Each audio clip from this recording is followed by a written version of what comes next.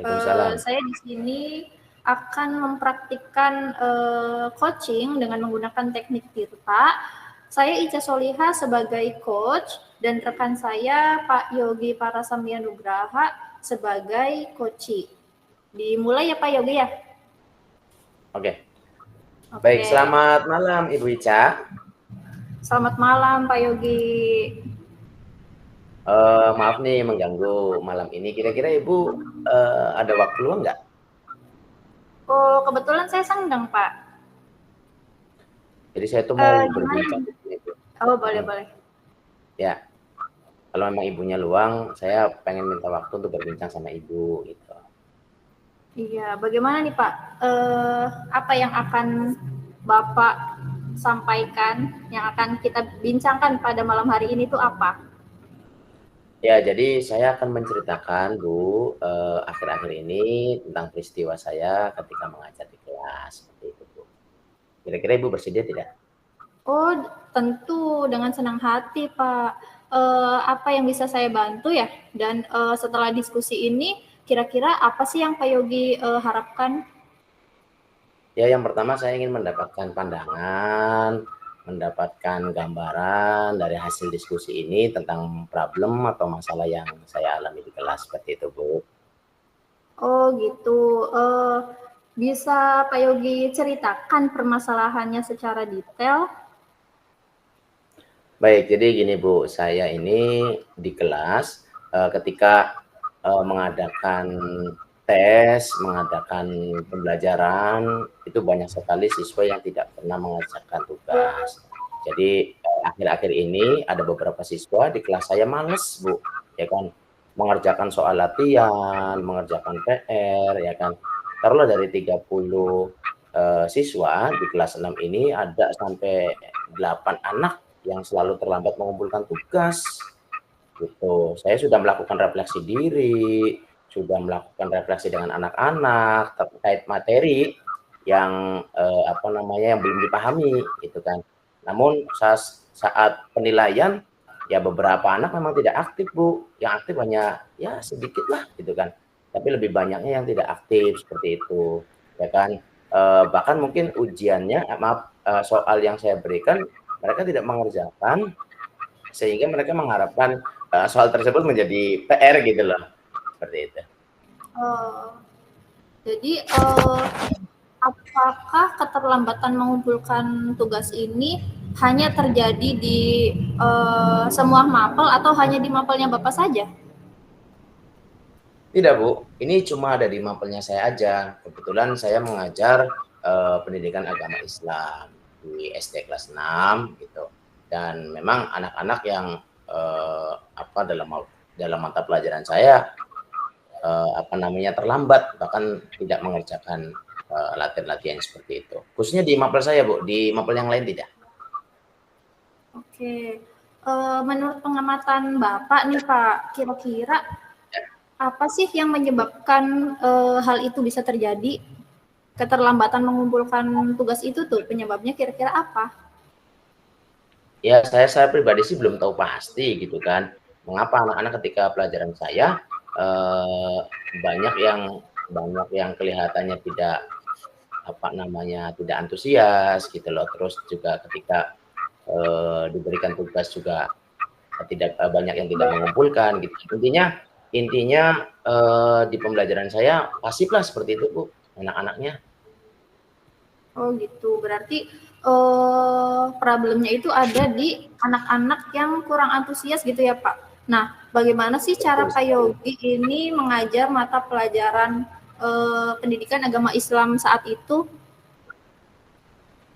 Ya, saya mengajar seperti biasanya gitu kan, dengan metode yang konvensional gitu kan, ceramah dan lain-lain gitu kan.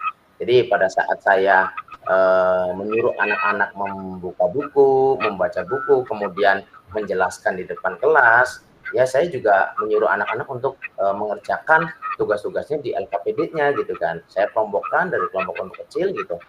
Dalam kelompok-kelompok kecil, terus saya berikan tugas kepada anak-anak gitu, seperti itu. Ya seperti biasalah saya mengajar seperti itu. Oke, kemudian bagaimana respon anak-anak terhadap pembelajaran yang telah Pak Yogi terapkan? Seperti tadi metode ceramah, kemudian kelompok, respon anaknya itu bagaimana? Ya respon anak seperti apa ya Bu ya, seperti tidak semangat, seperti tidak bergairah, keaktifannya juga terlihatnya pasif. Ada 5 sampai 10 anak yang pasif dalam mengerjakan LKPD, ya kelihatannya mereka tidak semangat Bu dalam pembelajaran di mata pelajaran yang saya ajarkan ini. Oke, jadi seperti itu ya Pak masalahnya, anak-anak ini tidak aktif gitu ya. Anak-anak itu lebih cenderung pasif ketika pembelajaran mata pelajaran pendidikan agama Islam. Nah, sehingga imbasnya adalah ada beberapa anak yang mengumpulkan tugasnya itu terlambat gitu ya. Nah, saat Pak Iya. Yogi mengetahui akar permasalahan tersebut, ada nggak sih upaya yang Pak Yogi lakukan? Ya untuk saat ini upaya saya itu selalu mengingatkan kepada siswa, kepada anak bahwa mapel yang diajarkan itu penting gitu kan. Ya kan saya selalu mengingatkan bahwa anak-anak ayo antusias ketika mengerjakan soal seperti itu. Ya pokoknya saya berusaha untuk memberitahu kepada anak bahwa pembelajarannya penting seperti itu. Jadi sudah diingatkan gitu ya Pak anak-anak ini, tapi ternyata hasilnya itu masih tetap sama gitu ya. Tadi kan Pak Yogi sudah bercerita pada waktu pembelajaran itu menggunakan metode ceramah gitu ya Pak ya, serta apa namanya kerja kelompok. Nah di dalam kerja kelompok itu kan hanya kayak beberapa anak aja gitu yang aktif. Mungkin Pak Yogi ingin mencoba metode lain yang sesuai dengan kemampuan anak dalam menyerap materi. Ada ini nggak Pak, apa namanya, keinginan untuk menerapkan metode lain gitu selain ceramah dan kelompok tadi? Ya Bu, jadi sejujurnya memang saya akui sih, jadi memang akhir-akhir ini saya terlalu sibuk dengan hal-hal lain, sehingga saya kurang persiapan, ya kan, dalam proses pembelajaran. Ya betul juga yang Ibu katakan bahwa mungkin saya tidak menerapkan metode yang inovasi, metode yang membuat siswa itu bisa apa ya berantusias dalam pembelajaran saya gitu kan.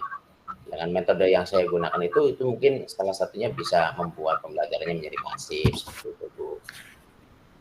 Upaya yang bagus itu Pak, karena Pak Yogi ini dari dalam diri Pak Yogi ini apa namanya ada keinginan untuk mulai mencoba metode baru gitu ya, karena mungkin Iya. selama ini mereka itu anak-anak ini apa namanya jenuh gitu dengan metode ceramah dan tugas kelompok itu. Iya iya. Ya, jadi karena mungkin metode yang saya gunakan masih menggunakan metode yang lama ya sehingga apa ya anak-anak merasa jenuh, merasa bosan ya kan. Dan mungkin metodenya juga belum berpihak kepada siswa gitu kan sesuai dengan kebutuhan belajar siswa seperti itu. Jika dinilai dari angka 1 sampai 10, kira-kira usaha Bapak ini berada di nomor berapa, Pak? Ya karena tadi usaha saya baru aja mengingatkan kepada siswa ya paling angkanya 5 lah Bu seperti itu. Kira-kira Bapak mau ditingkatkan ke angka berapa? Ya kalau bisa 10 Bu. Sempurna gitu kan. 10, ya sempurna ya. Kemudian hal apa sih? Ketika ingin meng-up kualitas ya harus full Iya, gitu. iya betul sekali. Nah, karena kan dari 5 ingin ditingkatkan ke 10 gitu ya Pak ya. Kira-kira hal apa sih yang akan Pak Yogi lakukan gitu untuk mencapai angka 10 itu, angka sempurna itu? Ya, yang paling penting adalah satu, saya sebagai guru juga harus mempersiapkan dulu Bu, mempersiapkan diri baik dari tadi kan saya sudah bilang bahwa ada kesibukan-kesibukan yang memang mengganggu dalam proses pembelajaran. Nah, sekarang saya harus lebih prepare lagi, lebih menyiapkan lagi, ya kan, apa saja yang harus saya bawa di dalam kelas, ya kan. Selain itu juga, saya juga harus menyiapkan metode atau media pembelajaran yang interaktif sehingga apa namanya siswa itu sangat antusias dalam pembelajaran saya itu. Wah, Seperti keren itu, Pak sekali nih Pak Yogi. Saya sangat salut gitu ya. Itu merupakan langkah awal yang sangat bagus. Ya, ya gitu Bu. Mau apa lagi yang harus kita usahakan untuk meningkatkan kualitas belajar kita gitu kan. Jadi ya mau gimana pun upaya itu harus kita capai gitu kan. Upaya itu harus kita laksanakan untuk meningkatkan antusias siswa, efektivitas siswa dalam pembelajaran kita. Seperti itu Bu. Setelah diskusi ini Pak Yogi ya, Ya. komitmen apa sih yang akan Pak Yogi lakukan?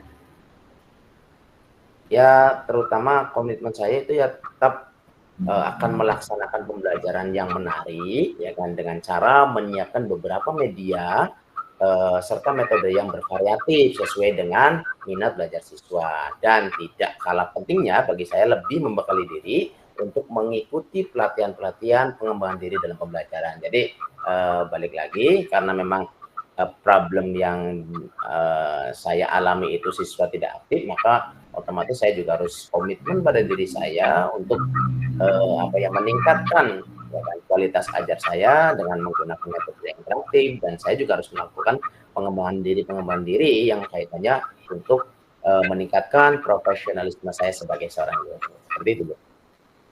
Wah, keren sekali Pak Yogi. Pasti Pak Yogi bisa nih melakukannya. Semangat terus ya Pak Yogi. Ya, Bu. Terima kasih sama-sama. Terima kasih, lega saya setelah ngomong sama Ibu, setelah ngobrol dengan Ibu, ya ada gambaran dari hasil obrolan ini tentang bagaimana meningkatkan minat belajar siswa atau efektivitas belajar siswa di kelas. Seperti itu, Bu. Dari mulai siswa yang pasif, ketika sudah ada solusi, ya insya Allah siswanya juga bisa lebih aktif lagi dalam setiap pembelajaran di mata pelajaran saya, khususnya di pendidikan agama Islam. Terima kasih, Bu. Sama-sama, sukses selalu untuk Pak Yogi. Cukup ya Pak Yogi ya, sesi coaching kita Cukup, kali Bu. ini. Ya. Baik, saya akhiri Pak Yogi. Wassalamualaikum warahmatullahi wabarakatuh.